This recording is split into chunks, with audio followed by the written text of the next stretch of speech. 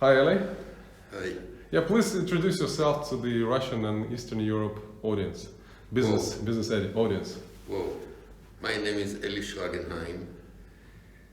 Well, I joined Eli Goldratt back in '85, and somehow I fell into his magic, you might say, and I really like to work with him, and so I went from one job to another. I first started as a programmer, then started to teach, then started to consult, and I developed simulations, and I used my own simulation as an educational tool, and then I started also to write. So sometime Goldratt told me, you know, Eli, if you will write a book, even if no one ever will read it, your status will go up.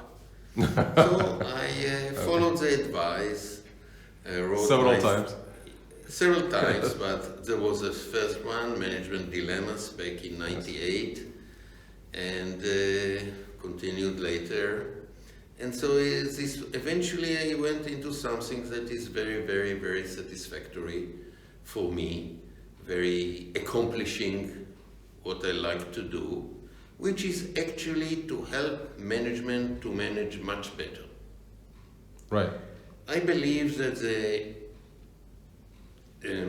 insights of the theory of constraints can help every manager in the world to manage better.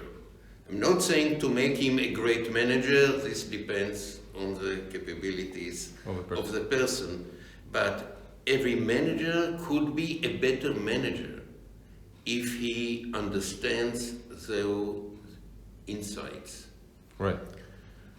And so I think it is important, so I feel good that I do something important. This is what I do. I already worked in Russia, well, quite a number of times with quite a number of different organizations, including teaching, including consulting. So, and Russia for me from Israel is very close. Right. So why do you think TOC? What are the strengths of TOC in your view? So what differentiates it from other approaches? I'm not going to mention them all. There's a long list. Okay. First of all, the big insight: you need to start from the goal. Right. Understand the goal and understand everything you do, how it is connected to the goal of the company. This is number one. Number two is really to understand the inherent simplicity. Organization actually cannot be very complex. They look complex, but they cannot be, otherwise their performance will be chaotic. Yeah, this is pretty counterintuitive, right, to most of the managers. I think most of the managers would like to see the complexity because this gives them strengths. But actually, the more clever manager understands the inherent simplicity. Intuitively they understand it, maybe they cannot fully explain it. But the better manager understands the simplicity. Number three, which really I am really hooked to understand more and to do more about, is how do you deal with uncertainty? Right. Because we need to live in uncertainty, and when it comes to people, some know very well how to handle uncertainty and some don't. So they gamble, etc., and they go into trouble, and some go out of the trouble. But many others manage their uncertainty well enough. However, organizations do very stupid mistakes relating to the most simple, straightforward uncertainty that I call it common and expected uncertainty. So here I don't speak about the big things like the coronavirus and okay, this could happen anywhere, in different formats, etc. I don't know really how to beware from things like this. Right. I speak about the normal uncertainty that if I buy a flying ticket to Russia, suppose, and I'm supposed to land at 2 o'clock in the afternoon, it could be 5, it could be 6. I'm not speaking about disasters. I'm not speaking about being delayed for 2 days. Okay? I speak about several hours. This is totally, for me, common and expected uncertainty. Yeah, acceptable. Okay, so how do we handle? For instance, something simple. I will not fix a meeting if I'm supposed to land at 2. I will not fix a meeting at 4 p.m., even though sometimes it's possible. Or even most of the time, I land at about the time, I go out of the airport in 40-45 minutes, and many times, even in Moscow, I arrive to what I need in an hour. Right. Well, not always, of course, but sometimes I do. But I will not plan it this way. Right. How's that applicable to corporations or to business, say production or retail? All over the place it is applicable. Applicable when you calculate capacity and you understand that if you have 200 workers, probably tomorrow you will not have 200 workers coming ready to work. Right. Maybe you will have 190, okay? Depending who are the 10 that are missing.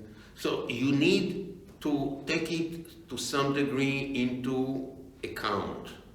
You need to take into account that the market demand fluctuates. You need to take into account that suppliers are not really reliable. How do you, with all these unknowns, how do you manage best?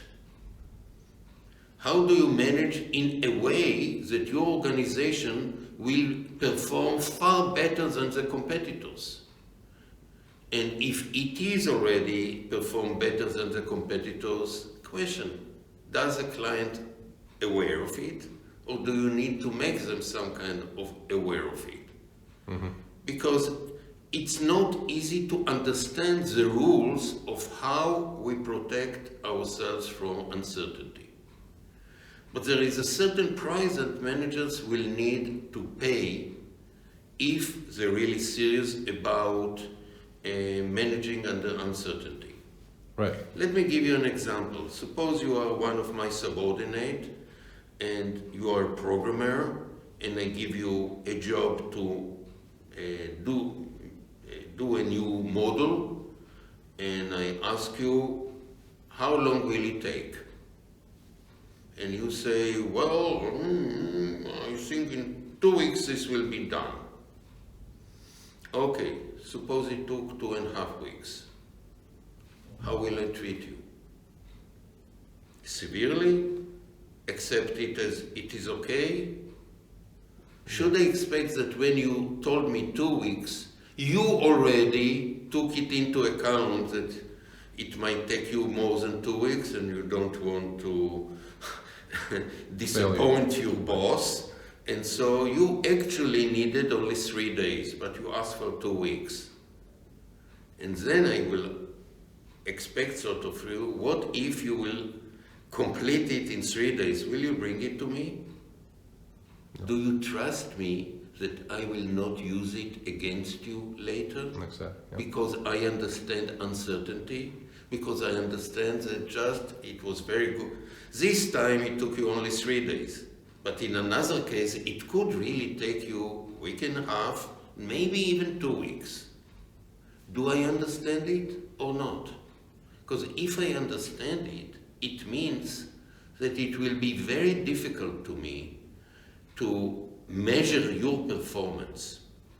I will simply need sort of to say, hey, you are a really good guy, so I trust you. So I trust you will do your best. And if somehow I radiate it to you, I should also radiate to you that if I will find sometimes that you cheat me, that you don't do your best, then maybe our relationship will stop. Right. Then I will try to kick you out of the organization.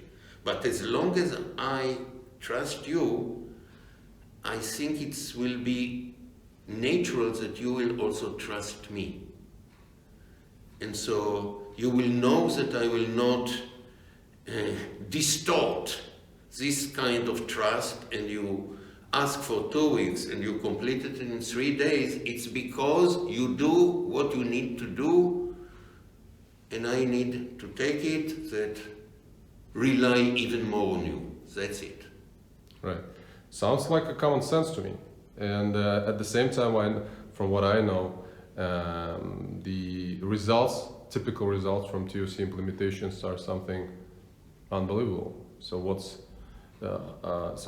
is your experience with the typical results based on your project experience?